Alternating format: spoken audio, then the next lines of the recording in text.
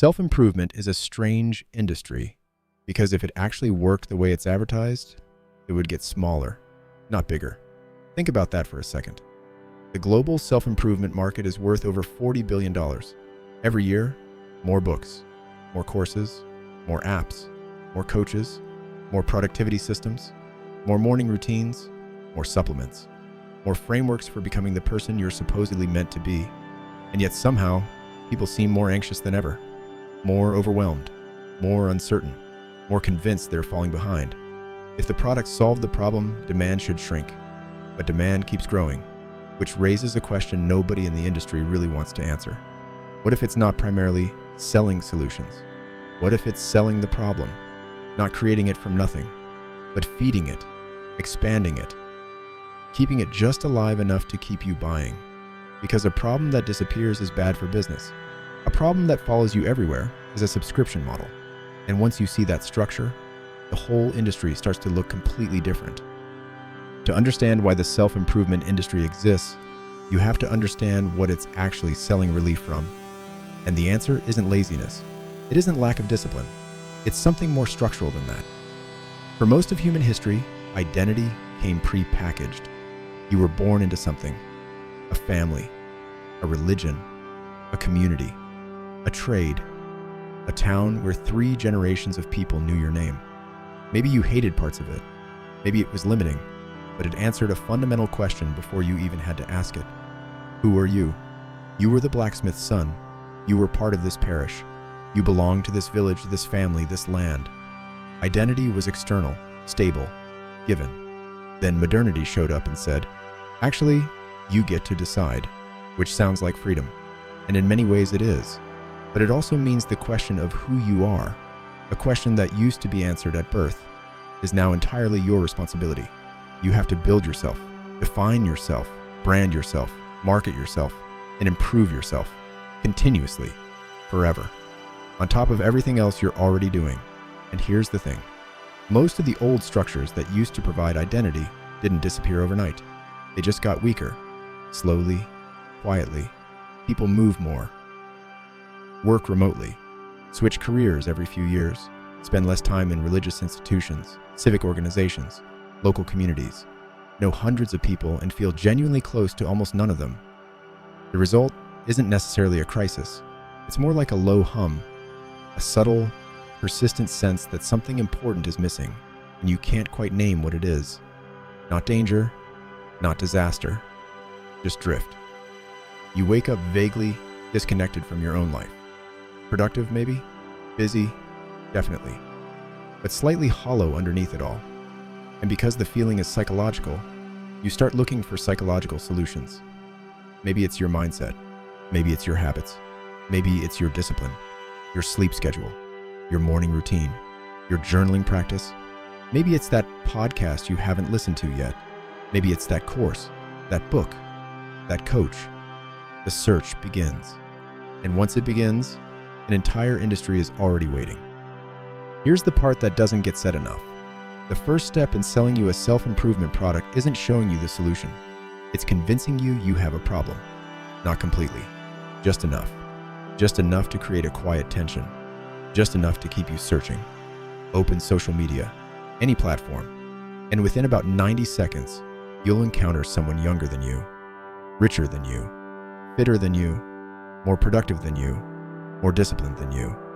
Someone waking up at 4:30 a.m. to meditate, cold plunge, journal, work out, read 40 pages, and apparently run 3 successful businesses before you've even found your phone charger. And it's impressive, right up until you realize you're watching a marketing funnel disguised as a morning routine. Here's how it actually works. Attention follows emotion, and few emotions grab attention like inadequacy. If content makes you feel complete, satisfied, settled, enough, you close the app and go live your life. If content makes you feel slightly unfinished, slightly behind, slightly lacking, you stay, you scroll, you watch one more video. So the algorithm, which doesn't have an agenda, it just optimizes for engagement, naturally amplifies content that makes people feel inadequate. Not because anyone planned it that way, because it works. And the creators who tap into that formula, whether they realize it or not, end up delivering a very consistent message beneath all the different branding. You could be more. You should be more. Here's how. Pay me. The modern economy has become extraordinary at manufacturing dissatisfaction at scale, and the self-improvement industry sits right at the center of that machine. Not all of it malicious, not all of it cynical. Plenty of creators genuinely believe they're helping. Some probably are, but incentives are the thing that matter more than intentions. And the incentive structure of the industry points in one very clear direction. Here's the contradiction at the heart of the whole thing. A solved customer is a lost customer. Let that sit for a second. If a fitness app permanently fixed your relationship with exercise, if you just became someone who works out consistently without needing the app, you'd cancel your subscription. If a productivity system genuinely eliminated your organizational problems forever, you'd stop paying for upgrades. If a coach made themselves completely unnecessary, which is, by the way, the actual definition of good coaching, they'd run out of clients. The business model and the stated goal are quietly in conflict. Businesses are rewarded for retention, not completion, engagement, not independence, return customers, not graduates. So what does a well-designed self-improvement product actually look like from a business perspective? It gives you just enough progress to feel like it's working, but it keeps the finish line moving. There's always another level, another module, another tier, another version of the framework you haven't unlocked yet, another reason why your results aren't quite where they should be yet, but will be soon, with just a little more. It's like a treadmill that congratulates you for running. The effort is real, the sweat is real, the forward movement is an illusion. To be clear, this doesn't mean every self-improvement product is a scam. Gyms help people get stronger, courses teach real skills, good books change how people think. Therapy works. Some coaches genuinely transform lives. The problem isn't the individual products, it's the system those products exist inside. A system that benefits when improvement becomes a process with no endpoint. A system that profits from you staying in the game indefinitely. Searching, buying, trying, falling slightly short and searching again. Here's where it gets psychologically interesting. At some point, for a lot of people, self-improvement stops being something they do. It becomes who they are. The identity forms. You become the person who's always working on themselves, always learning, always optimizing, always upgrading. And at first, that sounds healthy. Growth mindset, continuous improvement. All the things, but identities are sticky. And this particular identity has a structural flaw. If your sense of self depends on being someone who's always improving, what happens when you're improved? The process has to continue. The project can never be finished, because finishing it would mean losing the identity itself. So you start collecting evidence of growth rather than actual growth. Books read, podcasts consumed, courses completed, morning routines documented and posted, productivity dashboards updated, habit trackers maintained. Progress becomes performance. The appearance of transformation starts replacing transformation itself. And social media is jet fuel on this particular fire. Because the most visible people aren't necessarily the people making the most progress. They're usually the people best at displaying progress. Completely different skill, completely different incentive. A person quietly rebuilding their finances, their health, their relationships, genuinely doing the work, isn't very visible. That person is busy. That person doesn't have time to film a 12-part series about doing the work. A person filming themselves doing the work, very visible, very monetizable. One produces results, the other produces content. Sometimes they're the same person, often they aren't. This is why someone can spend years, genuinely years, immersed in self-improvement content and feel strangely, frustratingly unchanged. They're constantly preparing for life, planning life, optimizing life, studying life, watching videos about life, but not actually living very much of it. The map becomes more important than the territory. The preparation becomes the destination. And the uncomfortable question nobody asks is, at what point does working on yourself become a sophisticated way of avoiding yourself? It's worth spending a minute on hustle culture specifically, because it's the self-improvement industry in its most aggressive form. The messaging is simple. Your current life is the result of not working hard enough. Successful people just outworked you, sleep less, do more. Every idle moment is a missed opportunity. Gary Vee built an empire on it. Hundreds of others followed. And for a specific type of person, someone young, ambitious, with a lot of energy and a tolerance for grind, some of that messaging is genuinely useful. Urgency is useful. Accountability is useful. Cutting out genuine time wasters is useful. But hustle culture has a dark flip side that doesn't get discussed enough. It pathologizes rest. It treats recovery as laziness, treats hobbies as future business ideas, treats friendships as networking opportunities, treats your weekend as an untapped productivity window. The result is people who are extremely busy, but can't tell you what any of it is actually for.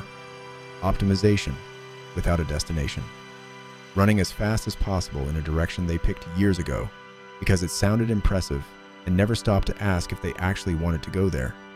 And when the burnout comes, and it usually does, the industry has a product for that too. A mindfulness app, a wellness retreat, a course on work-life balance. The machine that created the problem sells you the recovery. Elegant, if nothing else. And speaking of wellness, let's talk about the most expensive corner of the self-improvement world. The wellness industry alone is worth over $5 trillion globally. $5 trillion. That's more than the global pharmaceutical industry. Supplements that haven't been clinically proven. Detox programs that your liver already does for free. Cold plunge tubs that cost $4,000. Biohacking gear. Functional mushroom coffee. Adaptogenic whatever. Some of this stuff has real science behind it. Some of it is repackaged common sense with a premium price tag. Some of it is theater, but all of it profits from the same core idea. Your body, as it exists right now, is not optimal. You are running below your potential. Your brain could be sharper. Your gut could be healthier. Your sleep could be deeper. Your energy could be cleaner. Your cortisol could be lower. Your testosterone could be higher. There is always another biomarker to optimize, another supplement stack, another protocol. It never ends. Because you are a biological system, and biological systems are endlessly complex, which means there is literally always something that could theoretically be improved, which makes your body the perfect product. Okay, so if the industry is built on manufactured inadequacy, identity traps, and products designed to maintain engagement rather than produce results, what actually works? And here's where I'm going to disappoint you, because the answer is deeply, almost offensively boring. Consistent sleep. Not optimized sleep with a $400 tracker, just going to bed at a reasonable time and waking up at a reasonable time. Consistently. Exercise you'll actually do, not the scientifically optimal program, the one you'll show up for because you don't hate it. Meaningful relationships, real ones, the kind where someone knows what's actually going on in your life and you know what's going on in theirs. Useful work, something that creates value and gives you a reason to show up. Less comparison, which is genuinely hard when the entire internet is a comparison machine, but it's the lever with the most direct impact on most people's day-to-day well-being. Time outside, which sounds so obvious it's almost embarrassing to include, but here we are. And consistency, showing up again and again for the boring stuff, not the peak experiences, the Tuesday mornings, that's genuinely most of it. No dramatic protocol, no life-changing system, no quarterly identity overhaul, just ordinary actions repeated for an unreasonably long time. The reason this isn't what the industry sells is precisely because it can't be sold at scale. You can't build a billion-dollar empire on telling people to call their friends more. You can't create viral content around going to bed on time. You can't charge for a subscription to taking a walk. The most effective solutions make themselves unnecessary, which is exactly why they're so hard to find in a market designed to keep you looking. Here's the thing worth sitting with at the end of all this. You are probably less broken than you've been led to believe. Not perfect, not finished, not optimized, but human. The constant low-grade feeling that something is missing, that you're behind, that everyone else has figured out something you haven't. That's not evidence that you're failing. It's evidence that you live in a culture that has become extraordinarily sophisticated at monetizing dissatisfaction. A culture that benefits, financially, when you remain slightly unhappy with yourself, slightly unfinished, slightly searching, because searching people buy things, and the system has no incentive to tell you when to stop. That part is on you. The goal was never to optimize yourself into some final complete version that gets to relax and enjoy their life. There is no final version. There's just this one. The person you are right now, today, reading this, who has been told repeatedly from 1,000 different directions that fulfillment is one more purchase away, one more habit away, one more morning routine away. Maybe it isn't. Maybe the answer is less exciting than that, less marketable, more quiet. Maybe the goal isn't to fix yourself. Maybe the goal is just to build a life you don't feel the constant urge to escape from. And once you see the industry clearly, once you understand what it's actually selling and why, that reframe gets a lot easier to hold on to. The self-improvement industry isn't evil. It's a market responding to a real human need, the need for direction, for growth, for the feeling that you're moving forward and not just drifting.